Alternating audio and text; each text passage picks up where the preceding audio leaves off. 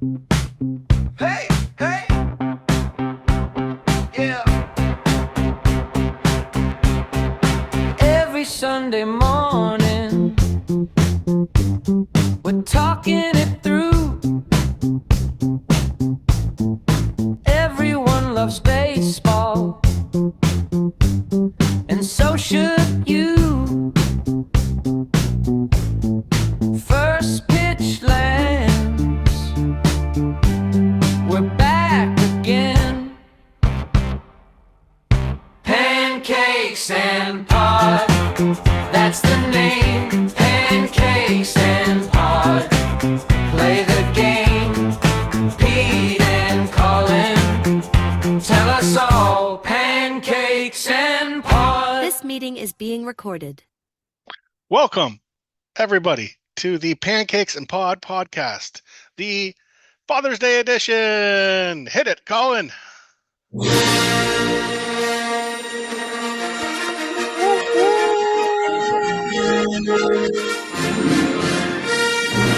Long time ago, in a galaxy far, far away, there was a dad and a son, and they podcasted together. Let's turn the track off and let's talk. All right. We warmed up. We feeling it, Colin? Yeah, let's get this. It's been a while since we've been back. Excited to rejoin all of our listeners here on the Pancakes and Pod mix. There is no shortage of things, and Colin's jumping right into the spreadsheet. I'm wondering if we can do just a little preamble first, Colin, before we delve into the depths of our fantasy league. It's been a few weeks, hasn't it? Yes.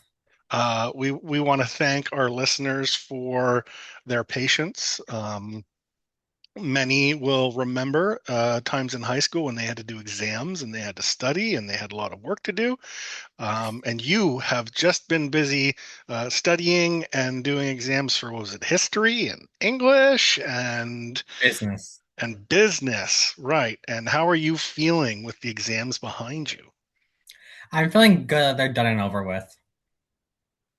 Do you think you will be watching more or less innings of baseball now that it's over? I'll for sure more. Okay. Well, that sounds good. Well, congratulations to you for being done that. Thank you. That is nice. We are representing a couple hats. It is an eventful time.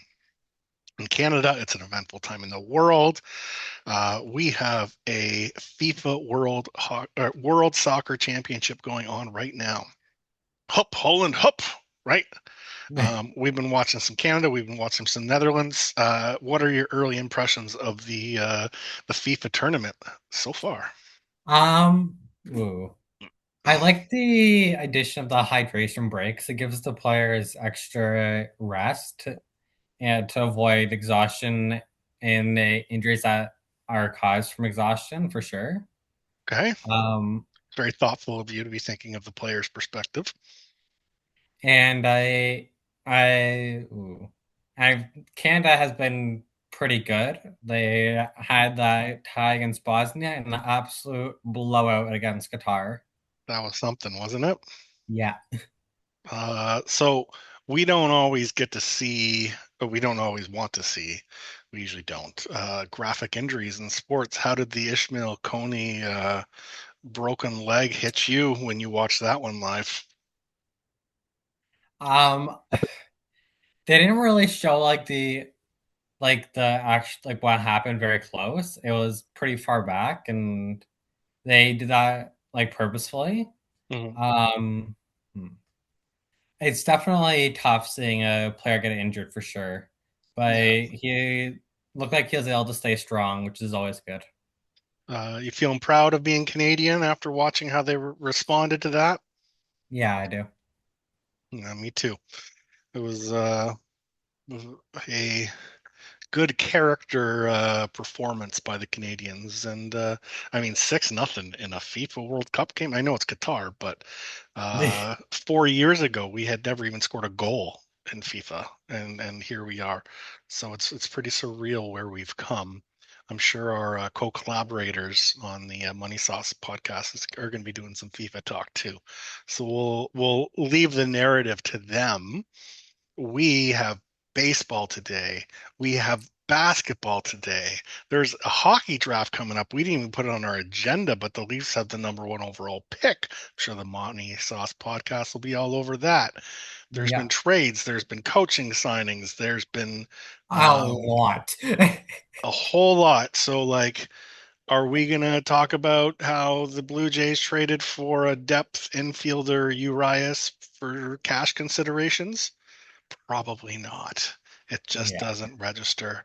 But what is registering for all of our listeners is we got fantasy baseball. And yeah. you've been doing this deep dive, Collin, on fantasy baseball. And we're going to end our segment with a little bit of an NBA draft preview coming to you because this guy likes to watch countless hours of NBA prospects YouTube videos because he's really that exciting of a guy. And we're gonna share that knowledge with you all.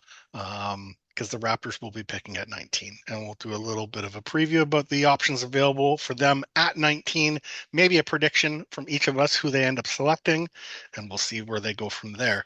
But I'm gonna pass the baton to you to really lead us through what this fantasy baseball 2 to 3 weeks have been all about. It's 3 weeks. Weeks 11 through 13 here. Okay. So before I get into this, I did week 13 yesterday. So before all the stats were finalized. So I did that early in the morning for any of those games yesterday. So the stats probably might change and stuff, but it should still be generally fine. Okay. So, sorry, what day did you do it again? Yesterday. I did all three days yesterday. Okay. Well, it's yesterday would have been Sunday of week 13, right? Yeah. So it should be mostly up to date then. Yeah. Yeah, it should be mostly up to date. It just there might be a couple inconsistencies that appear when we look at it, but All right. let's get right into it. You've you've put me at the top of your list as you Yeah. usually do. I don't think it's about Father's Day. I think it's about respect. So I'm gonna let you talk about your father and his fantasy team. So week 11, Corbin Carroll, Christopher Sanchez, week 12, Ketel Marte, Michael Soroka, and week 13, Travis Bazzana and Logan Gilbert, which I'm pretty sure you're happy with Kurtz, Bazzana, Gilbert, Sanchez, and Carroll all up there. Yeah, You recently traded me Soroka, so I mean Christopher Sanchez has been a stud all year for me. Recently the pitching has been a bit up and down. I traded you Soroka, as you know. Uh, and I'm hoping I can find a rebound candidate in Freddie Peralta, who was outstanding last year, but has not been so this year. So I give you a lot for him, but after I got him, he allowed 10 runs in 2 innings. It was pretty rough in week it 13 was for Freddie 2.2 Peralta. innings. 2.2. Um, Thanks for your expertise on that one. I traded Ketel Marte, who was my keeper at second base, and this Travis Bazzana, first overall pick a couple of years ago. Same pick as the Nick Kurtz draft, same pick as the Connor Griffin draft, same pick as the Trey Savage draft. He was number one overall in that draft. Second baseman. What was his stats for me in this most recent week? I just want to hear it. Oh yeah, let me Let's pull listen that in. up real quick. Because I know Kurtz has been a stud and Carroll have been a stud, but let's hear what I Bazzana's doing right now. Bazzano last week for you had 6 runs, 3 home runs, 7 RBIs, 1.4 thousand OPS, and a -1 stolen base. Ooh, that if I could switch over those steals, that would be nice. But overall, I will take it from a rookie. Um, pitchers, Gilbert's starting to round into form for me, so I'm happy about that. But let's go to the next team. Who's next on the Hi. list? Week 11 to 13. So Ty had Casey Schmidt, Jackson Churio, and Brian Reynolds. Churio, highly ranked player, had some injury struggles, starting to really come on for Milwaukee. He was one of the emerging stars in baseball, Milwaukee's best hitter.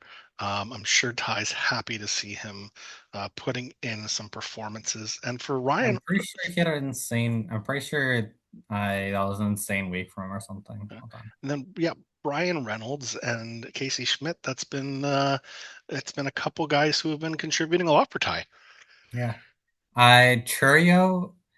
Oh, in that week where he is a player of the week for him, he had 8 runs, 5 home runs, 10 RBIs, and 1,400 OPS. Okay, very good. And then I see on the pitching side we have a lot of the familiar. It's been a lot of Logan Webb and Cam Schlittler for Ty, and Cam Schlittler's got some of the best numbers in all of baseball and fantasy baseball, and Logan Webb has been very good for a long time. San Francisco Giants have announced that it's a field sale. Anyone but Logan Webb they will trade right now. It's not going well for the San Francisco Giants, but Logan Webb is their one untouchable. And he's been performing as such. Okay. Uh, So yeah, go ahead. time to hop into my guys here. Jazz Chisholm Jr., Tyler Soderstrom, Kyle Schwarber, Drew Rasmussen, and Chris Sale. Hmm. So I those Tampa Bay pitchers are doing well for you, eh? Rasmussen and McClanahan. You've always liked the Tampa Bay pitchers. it's always been Tampa Bay pitchers that I like. I mean, Yeah, you've been you're keeping McClanahan through injuries, and Rasmussen you always seem to draft every year, and he's been yeah, great. I in one of my earlier seasons where McClanahan was healthy, I think one like my top three pitchers that season were Kershaw, McClanahan, and Rasmussen. So that's where I kind of get the like want to take Rasmussen. Outstanding.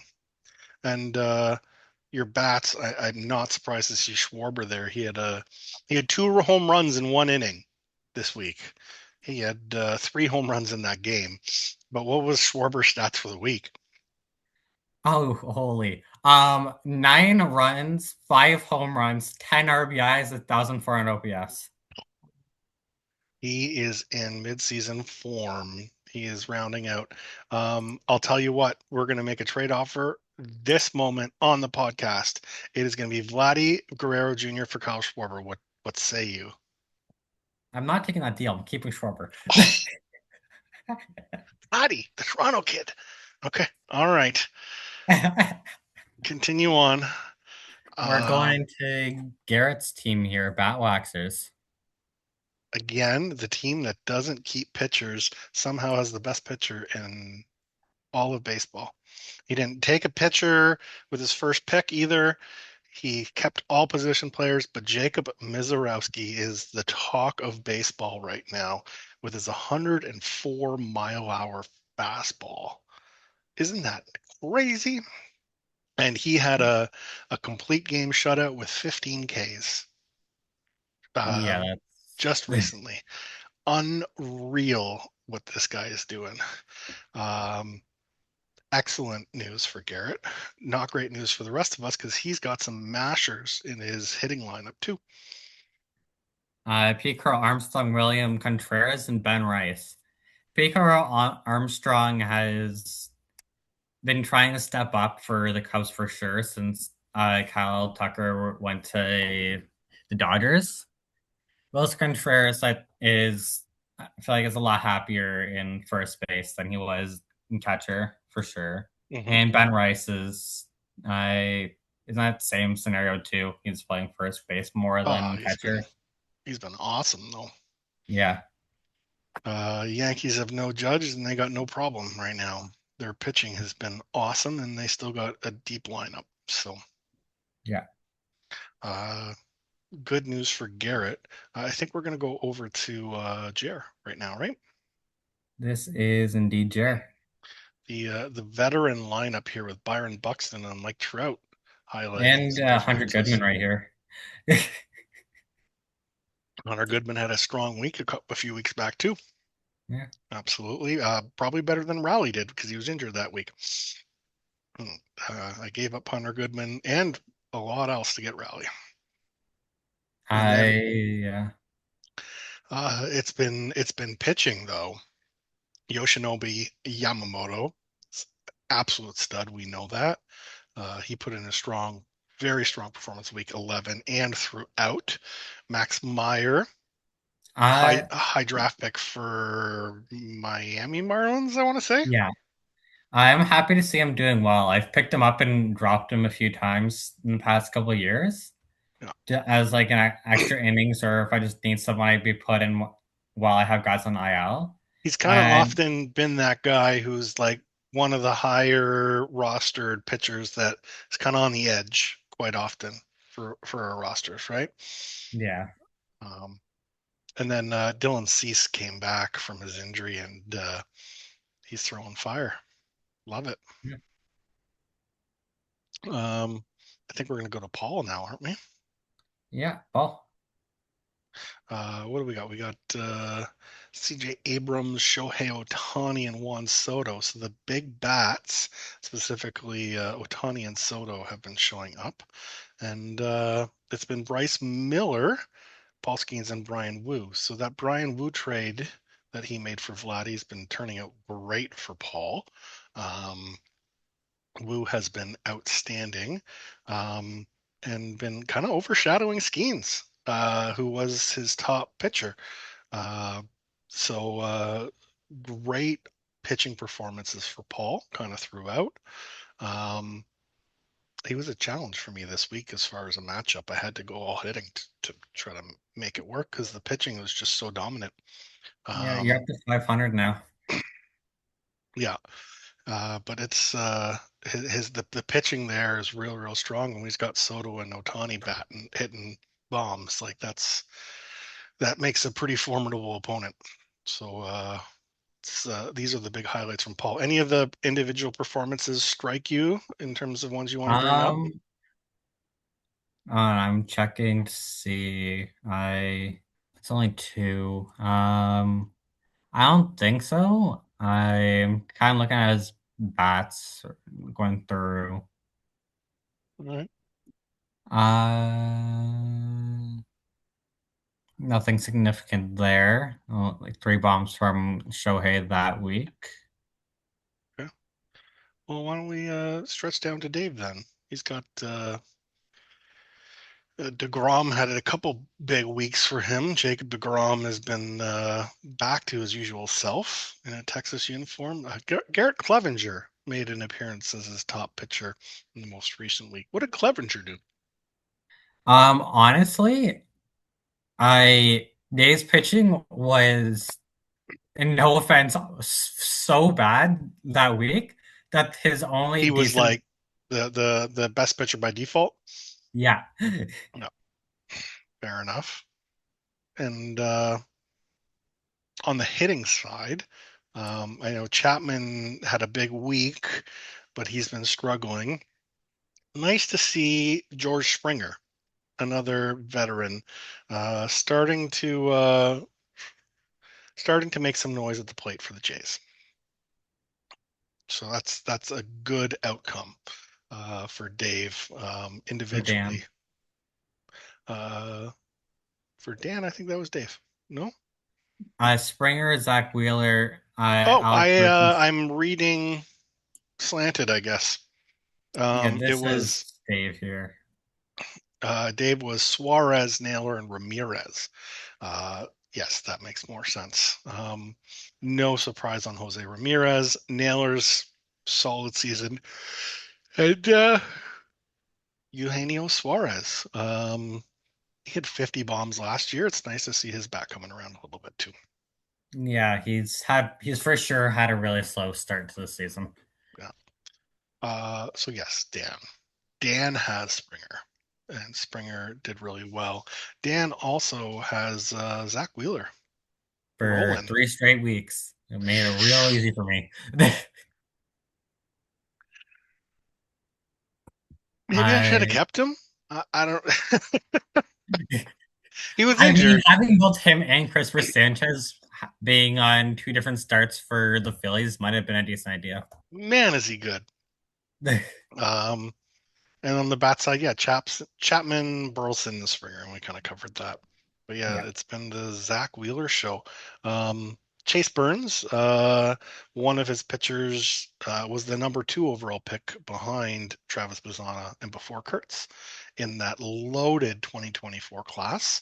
And Chase Burns is having an unbelievable season. He just doesn't mark up as his top pitcher any of the recent 3 weeks. But one name definitely to look up for going forward.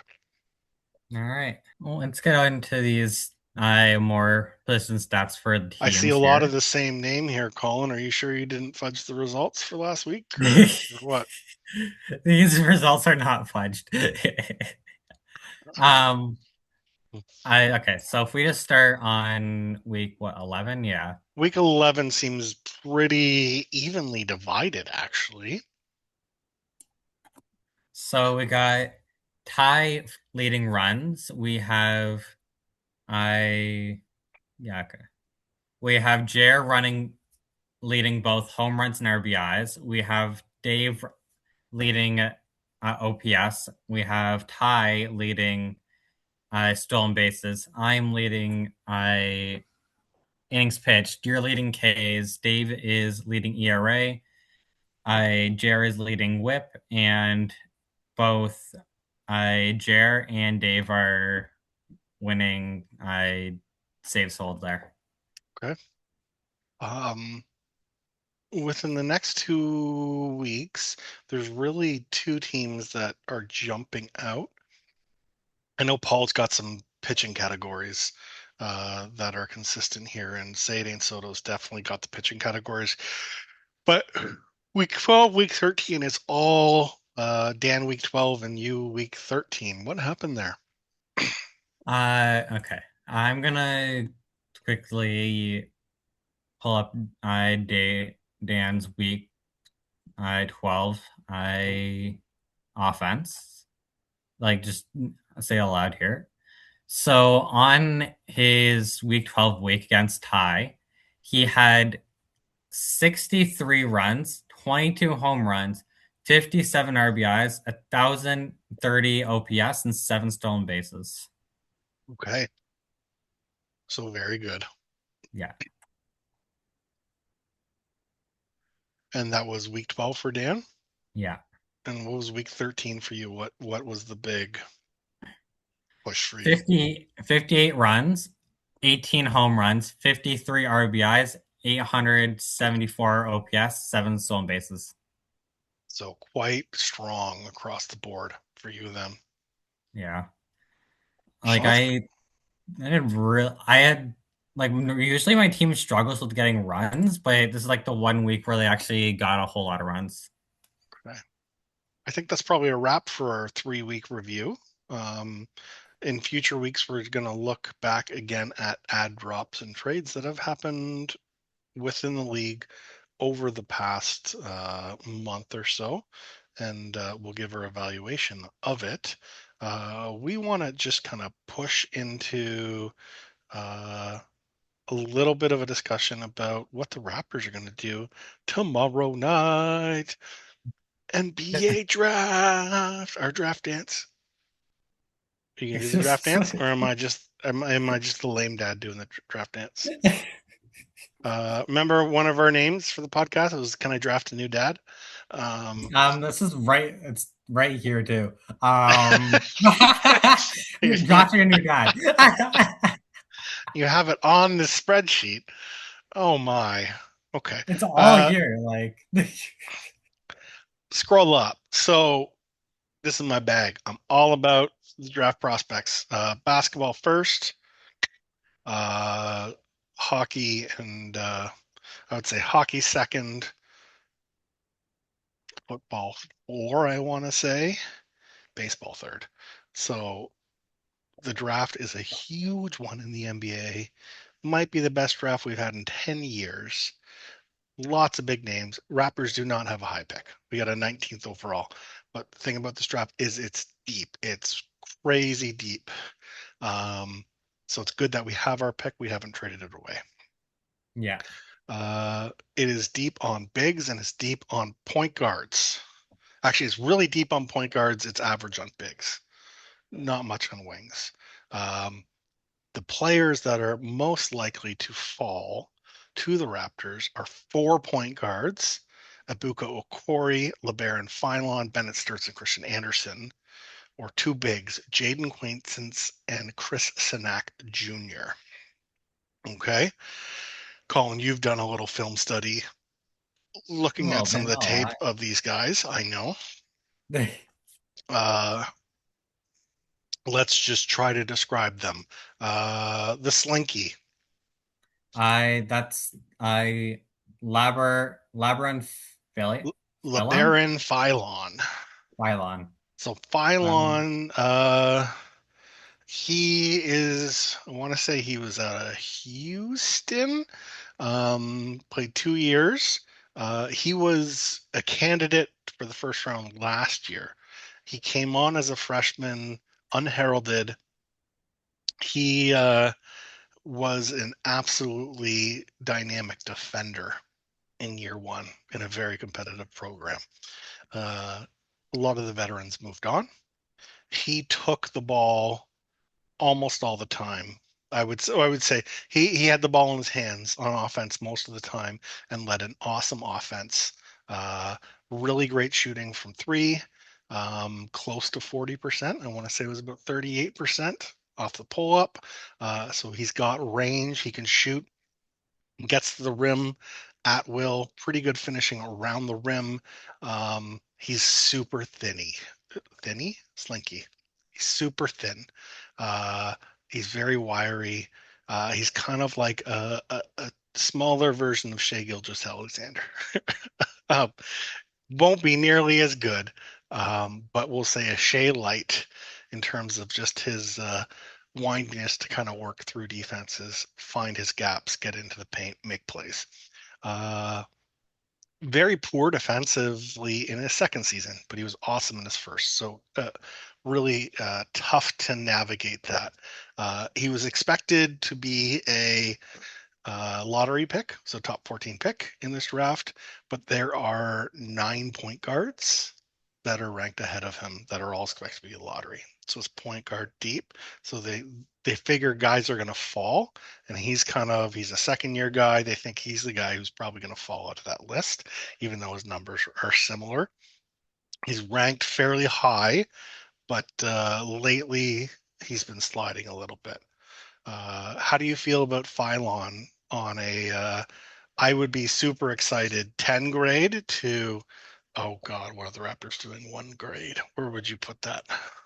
I mean, like, okay, if he were to be on the Raptors, you said his defense was not very great in his second year, but it was good in his first year, right?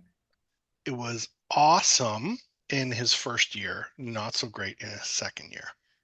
So why do you think that is for why do you think he became less defensive and more? I think he had the ball in his hands a lot more. He was expected to do so much more. Um, he had to use so much more of his energy on the offensive end to create, and that led to a decline in his ability to defend and use his energy to move. It's not a lack of capacity, it was a lack of energy, uh, physicality, which is stuff that I think they can fix in the MA level.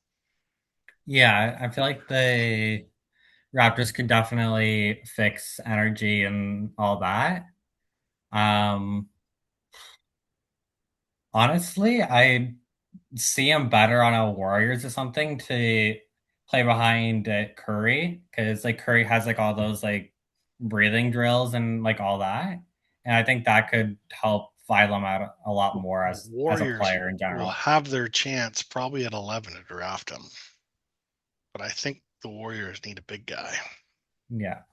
which is one of the reasons this guy's might fall. Because he's expected to be in that range, actually. Okay.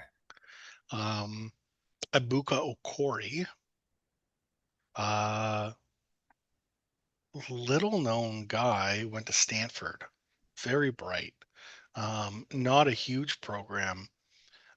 He came in as a freshman, first year, had the ball in his hands all the time. He is explosive. They say probably the best first step in the draft.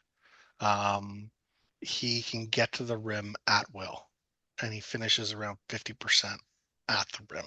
Incredibly agile, athletic. Assist numbers are a little lower than you'd expect for a guy that gets to the rim so much, but he was on a bad team. But as a freshman, he averaged 23 points, 3 assists, 3 boards. As an 18-year-old in college, where the average age is well over 20. In a draft that's not so deep in point guards, he's probably a lottery pick. Because there's so many point guards, someone's got to fall, and he's another name where the jumper's a little kind of funky. He kind of has this two-thing motion, but he hit 35% from three, I want to say.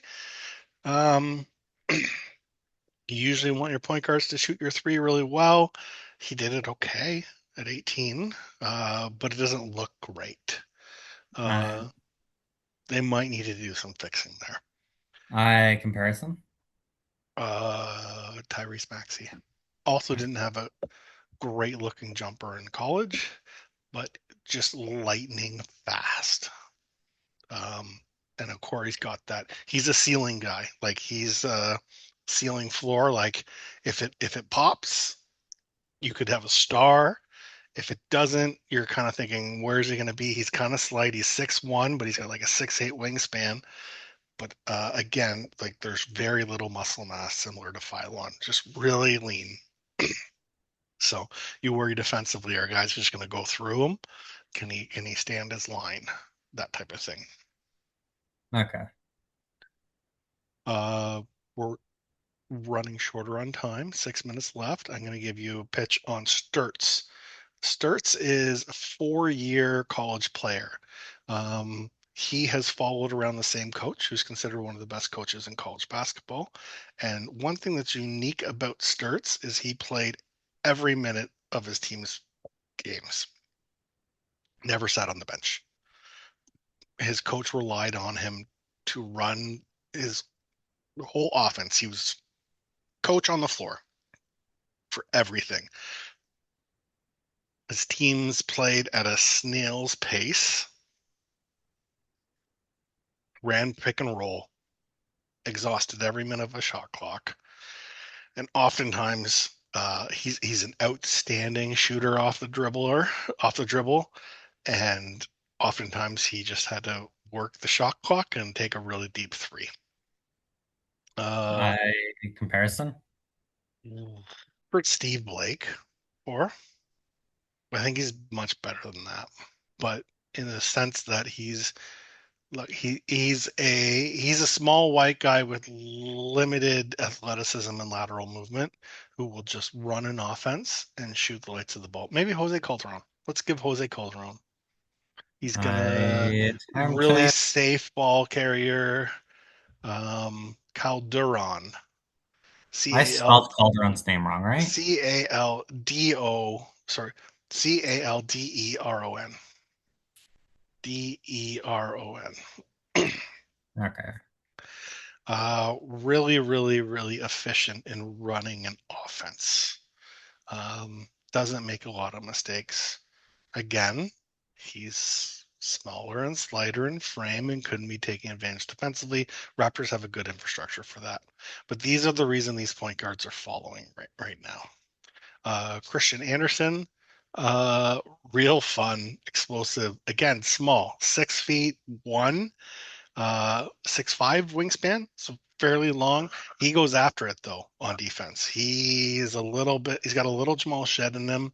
He'll fight through screens. He'll get there.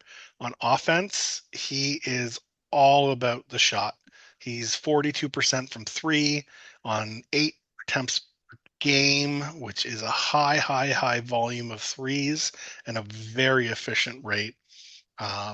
He is just a bomber. He's the type of guy, if you could put him with someone like Steph Curry to learn how to move off the ball and get open and stuff like that, like he's got range and he can shoot it. A real fun player, very limited in his size, and his athleticism and his ability to get to the rim. And usually you want your point guards to get in the paint because paint touches lead to easy passes for open shots.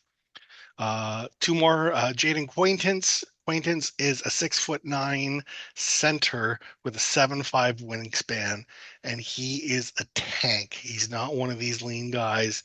He is built like an absolute truck, and he can fly. Like might be the best athlete in the entire draft.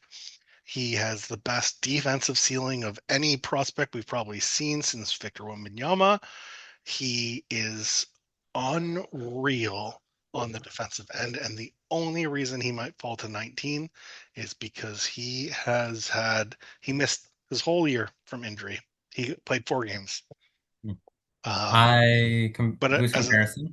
As a 17-year-old, he was dominant defensively in college. His comparison, Dennis Rodman is going to be my comparison for him. He will eat every board. He is all energy, all defense, all shot blocking. He's got a wonky knee. He came back too early. He couldn't play. Everything's about the medical. It's the only reason he might even be available for us. He can't shoot, but his defense is like broken good. We got 1:45. Chris Sinek Jr. face up big. He's got a shot, likes to do the long mid-range, which stats don't love the long mid-range, but usually it's a good indicator they can stretch it out. Got a good stroke, should be able to develop from 3. He's 6'10.5", 7'4" wingspan, very long arms. He was one of the 5-star recruits into college. Went to a big program in Alabama. Was it Alabama or Houston? He's good. Made a lot of developments there. He's a project. He's 18 years old. He's not going to step in day one. And there's been concerns about whether he's got the energy, the attitude to make it work. And that's kind of the reason he's been following. Collin, who you got? I think if I were to hopefully have someone for all the 6 of these guys Raptors, are available. You got to pick one. I'm taking Sturts here. You're taking Sturts? Yeah. I'm taking Quaintance. Okay. Those are our guys. This is my other. We will reconvene after the draft and discuss the options. Thank you for indulging our basketball prowess. Thank you for all of our listeners for being patient with us, as it's been a while. We're going to tip our hats to you. Hat tip. See you next week on the Pancake and Pod. Pancake and Pod. Wait!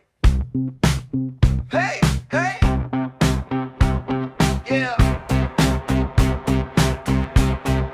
Every Sunday morning, we're talking it through.